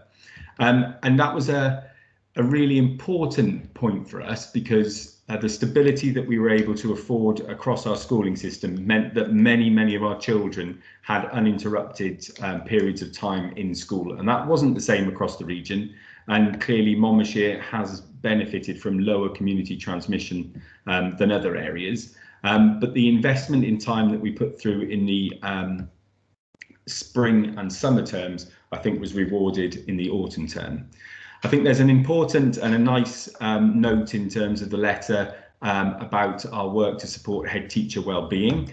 Clearly, for all leaders, this period of time was a significant challenge. And what we did was we contacted a previous head teacher who'd worked very closely in a number of schools in the authority, and we brought him back to enable our school leaders to have somebody they could talk to, because quite often people just want to talk through an issue, talk through a challenge. They might not feel comfortable talking about it with myself or Sharon or with the AS, but they want to have a kind of a learned and experienced voice that they can just talk those things through with. So it's not counselling in that sense, but it is an experienced hand who will be able just to reflect and think about that. And that's been really well received by the head teachers throughout this period of time, and is still an ongoing arrangement today.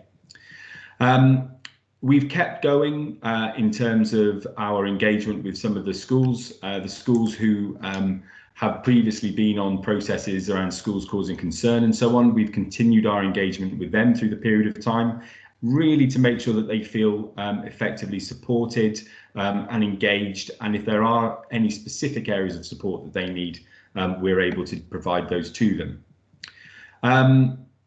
Again, we've seen development around the blended learning offer. I was really pleased to see the events that have been put on this term by our schools to provide you as members with a real insight into what blended learning looks like, how it can work, the benefits of it.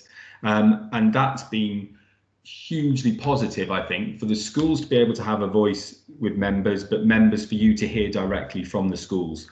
And we've seen really significant escalations of things such as synchronous learning. So this is the kind of the live learning experience that children now have far more frequently than they did at the beginning of the process. We're seeing schools adapt on whole scale approaches to Google Classrooms or to Teams. And that adaptation of technology has been one of the things I think which we'll look back on and really reflect positively about, because I think if we were back in March 2020 and we'd said, schools have to have a complete approach to remote learning that's facilitated through technology, that's engaging and supportive for their learners, and you've got a year to do it, I suspect everybody would have been hugely doubtful about whether we could do that. But I think through the circumstance of the pandemic, we have been able to achieve that. And I think that's something which the system should be rightfully proud of in terms of the progress that they made with regards to that. Our work continued through the legal requirements to provide education this time. So a slight difference from the summer terms where we had to provide childcare for children of critical workers and vulnerable learners. So this time, again, working very closely with the schools, we've identified vulnerable learners. They have been in school throughout, so they haven't seen an end of their face-to-face learning. And also the numbers of critical worker children have remained high throughout our schools throughout the period of time. I think probably I don't really want to talk anymore. I'd be happy to take questions. Obviously, members will have seen the letter, but I think it would be, the final thing to say is just, that my thanks to everybody who's worked so closely with the schools, to my colleagues, to the EAS, to the governing bodies, which I think is hugely important. I think the governing bodies have played a massively significant role in supporting schools through this period of time. And I think that's been a really, really a unique part of how the schools have managed through the process. But I think through an open and transparent relationship, through engaging relationship with the schools, through a high trust but high challenge relationship, we have been able to make good progress through the year. My hope is now that we see a complete return to school on the 12th of April. I know our schools, that's what they're planning for. I hope that the measures that we've put in place, those measures around lateral flow testing for teachers, the enhanced social distancing measures that exist in some schools, the wearing of face coverings and so on, I hope they continue to keep the rates low. Since the start of testing of pupils and teachers, we haven't had a positive lateral flow result as yet. As I sit here today, I think that's really positive, and I hope that the community level remains low, because that will enable our children to remain in school longer and gain the benefits of that face-to-face learning that this disrupted year potentially hasn't afforded them. So I'll conclude there, Chair, and I'll be happy to take questions. Yeah, thank you, Will, and thanks for that overview, which was very useful. I know we'd seen the letter, but that's very useful. Going out to Councillor Martin Grocott. Thank you, Chair. And the first thing I have to say, Will, is congratulations. A very positive letter from Eston there, and it acknowledges the hard work that you and your team have put in. And I think those of us who are not only county councillors but also school governors will have seen that and the flexibility in working that you've had to adopt. And I think our schools and our children have benefited as a result. I don't know if I'm getting a fair bit of feedback here. I don't know if everybody's got mics muted, but one thing I'd like to pick up is that the first section about the first lockdown, I'm pleased to see that it says that senior officers recognise the disproportionate impact on disadvantaged pupils, and we've seen that, and that's part of my thanks. And it goes on to say that would be followed up during the autumn term to make sure that going forward that the impact was as minimal as possible. But of course, that's been followed by the second wave, and for some families that will have added to enormous pressures that they had thought they were beginning to get over, and then the second wave takes over their lives. I'm particularly concerned about young people in the PRU provision. And the letter does pick up how well the local authority has worked with other professional colleagues in social care, for example. And I just wonder if anything is emerging from the second wave that has added to the complication of these young people's lives, because the people in our PRUs are not only those who are facing learning difficulties, they're facing emotional difficulties at home, they're facing very often family backgrounds that function at a level that doesn't support young people's learning very effectively. So has there been any almost setbacks in that provision from the second wave? And finally, and I think this is the key bit, have we learned anything about the provision for that group that we can take forward and maintain into the future to improve provision long term? Thanks. Thank you, Councillor Grocott, and thank you for your kind words about the way that the team has worked with the schools and so on. The PRU provision has been really interesting because by dint of the PRU itself, those children became classed as vulnerable learners. So their provision in terms of face-to-face has been able to be continued through the period. So that's been a really positive development. The PRU, the work that the PRU does both to support children who are in our centres, but also in our in-reach provision, has been really important. And you're absolutely right to say that those children will often face kind of multiple layers of challenge in terms of their education. I think we have seen some learning and some advantages in terms of the development of blended learning and remote learning for our EOTAS population. I think that has been a benefit in terms of the way that that progress has been made.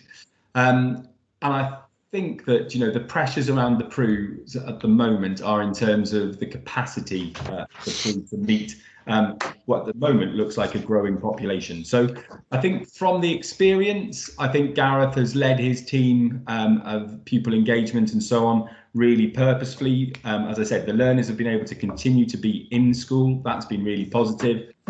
They have moved to a new building in Abergavenny, so they now are using the old library, which I think is allowed for vaccination centres and so on. So they've had a little bit of disruption in that pattern, but my sense is that the service has responded positively to that. We'll obviously take the time now as we go into the summer term, as we go into, you know, this hopefully a kind of a move to a more settled position, to really work very closely with our learners to understand where there may still be deficits, and what we can do differently as other types of providers open up to support them address those as we go into the future. So I think there's a piece of learning for us to do from the kind of the summer term on as well. Okay, thanks Will. Go now to Councillor Louise Brown. Yes, first of all, thank you for the presentation. One of the questions I got is obviously classroom learning is preferable, and blended learning has occurred as a result of COVID. And, you know, we have to think of this both from the pupil and the teacher perspective. But I wondered about, from the teacher perspective, about whether there was sort of general guidance on having gaps between lessons that they were giving on a virtual basis, because I know myself, when I've had a meeting in the morning, a meeting in the afternoon and a meeting in the evening, by the evening I'm having to shut my eyes because my eyes are tired from looking at the screen. And, you know, it can be quite stressful. And my son is a teacher in England, and he much prefers going back to classroom learning, which he has done now. But on blended learning, the school there agreed that they would have breaks between lessons, so that, you know, for example, they were on the screen for 45 minutes, then had a 15-minute break before the next session. And I just wondered whether any guidance had come up on this, because I think if you don't get those breaks, it can cause eye soreness, and it can be very stressful to be continually on a virtual platform all day long, really, and possibly even in the evening. So that particular school agreed that if they were teaching in the morning and they had a parents' evening, a virtual parents' evening in the evening, then they had a break in the afternoon. So, you know, I just wondered whether that teacher side had been considered as well, because it's not quite, it can actually be, teaching on a digital platform can actually be more stressful than teaching in a classroom. Thank you. Yeah, no, thank you, Councillor Brown. I think, you know, it's a really interesting point. We have worked really closely with our schools around teacher wellbeing. We also meet the professional associations. Well, at the height of the pandemic, we were meeting on a weekly basis. We meet fortnightly at the moment with the trade unions. In Wales, I think many of our schools have a mixed diet of both synchronous and asynchronous learning. So schools will provide some live lessons, synchronous lessons, whereby the teacher will be kind of, I guess, as I am now, on video with the class, engaging with the class, explaining concepts, talking about what they want the class to do and so on. But then other parts of the day will be asynchronous. So those will be things that teachers will have uploaded and so on, and children are doing in their own time in different ways in different places. So we, you know, have tried to find a balance which is away from schools doing 100% of live synchronous learning all the time. I think if you were to do that, I mean, certainly, you know, I would completely concur that, you know, being on Teams from, you know, 8:30 till 6 on many days, it is an exhausting kind of platform to maintain.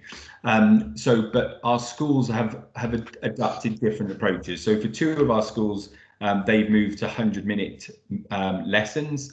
And what would that normally would entail would be that a teacher would be live with the class at the beginning, they'd set their expectations, they'd recap on previous learning, set the activities for the lesson, and then that synchronous nature of the lesson would stop, and they might come back in at the end to touch base and conclude the lesson. But not many of our schools, I don't think any of our schools have run 100% synchronous timetables. So that would hopefully mitigate that risk right at the outset. Okay, well, thanks for that. Any other questions? Thanks, Councillor Brown. Any other questions or comments on the Estyn letter to the authority on that we've just had?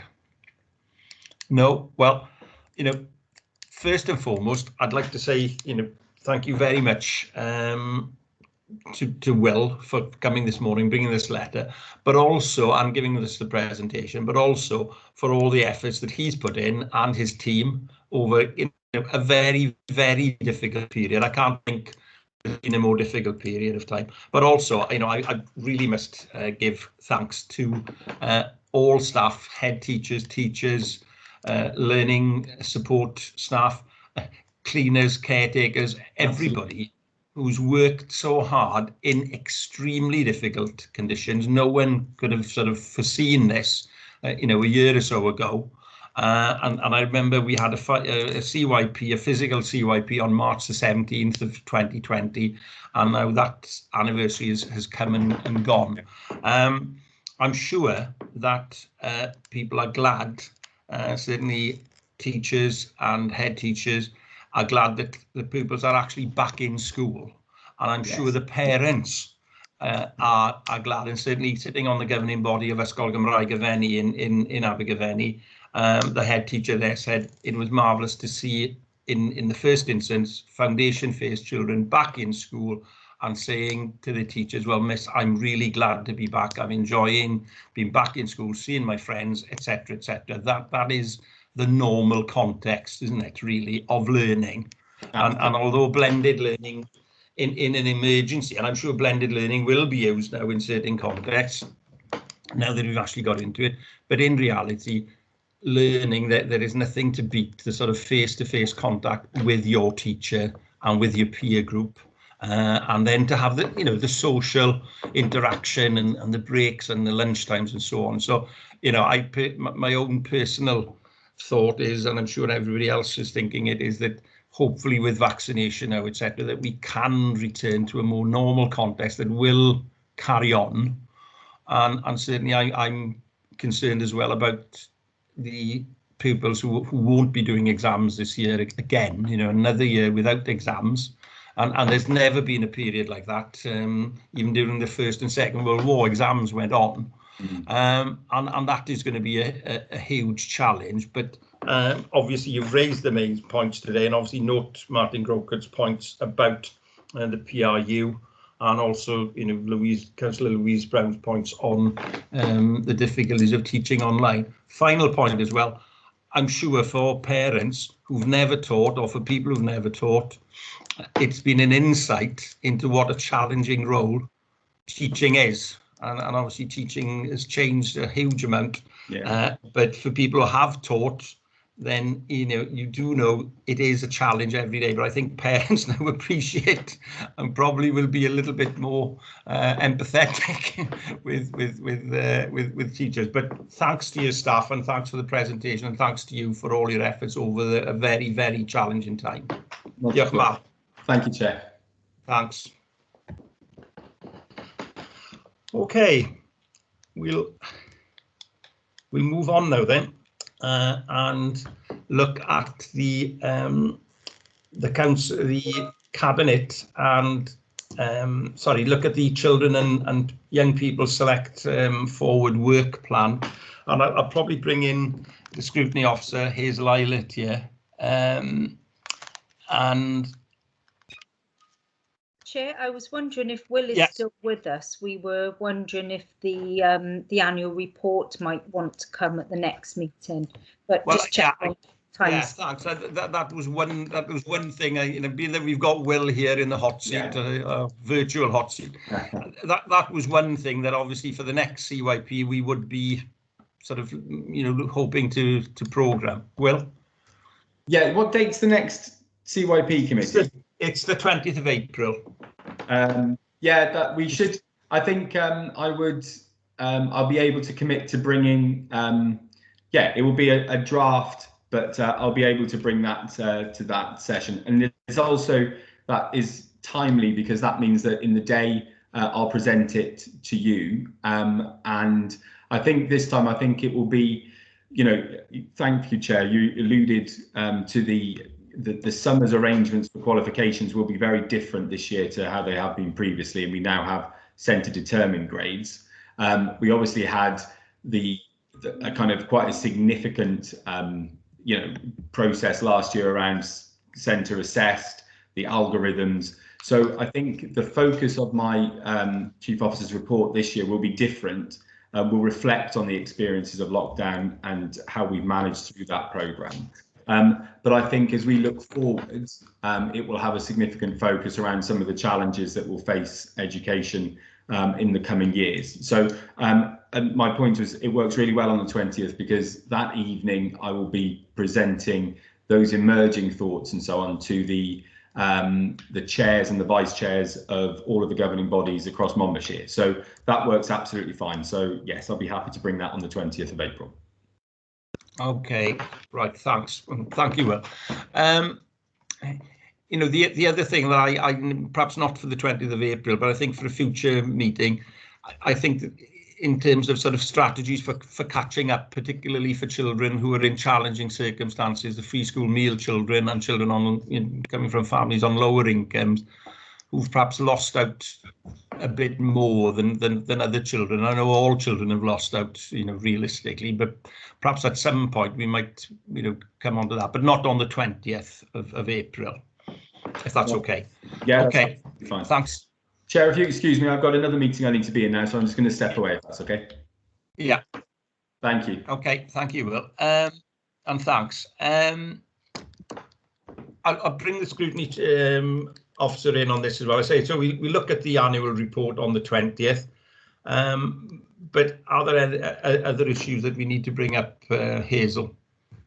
The FSM strategy will need to return to us, Chair, and I mean probably, you know, that could be maybe the subsequent meeting or the one after that. I think there's going to be things that are going to come through by that point, and we'll have our new dates for the year. In terms of the outcomes from today, I think we could certainly look to bring back some updates on the issues that you've raised in the first item there, and if the committee wants to look at any of those issues in greater depth and set up a subgroup, you know, that would need to report back. I think my sort of advice to you would be to sort of set one big issue for a meeting and then one smaller issue, rather than try and cram too much in, because I think you do better scrutiny when you have one sort of main item on a meeting. Yeah, okay, thanks. Well, I think that's enough to sort of carry us on, and I agree with you. And I certainly, since I've been chairing this group, I've tried to go for two items, and as you say, one a heftier, heavier agenda item, and then you know, a lighter one.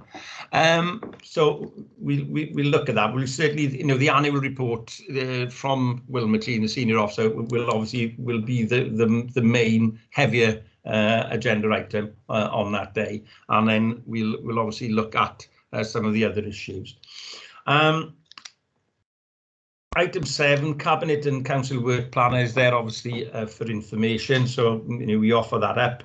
And then item 8, we've got 2 sets of minutes to confirm. The meeting held on the 19th of January 2021, and then the 11th of February 2021. Are there any issues there that people want to raise? Are people happy that they are an accurate record of what happened? I hear no dissension. I think so. I'll move record, Chair. I accept them. Yeah. I'll second it. Thank you, Councillor Grocott. Thank you, Councillor Power. And then final item, agenda item 9, confirm the date and time of the next meeting, and that is on the 20th of February 2021. So thanks for your time this morning. Thanks for all of your inputs and efforts. And you know, once again, I thank in particular the Jade and Josh for their input this morning. And I think that is going to feature in our work in the future. Other than that, I wish you know a good break over Easter when it comes in a week's time. So thanks for your help. Diolch yn fawr. Cheers, Judah. Bye, everybody. I'll sign you. off. Thank you all. Thank you. all. Bye. Bye. Bye.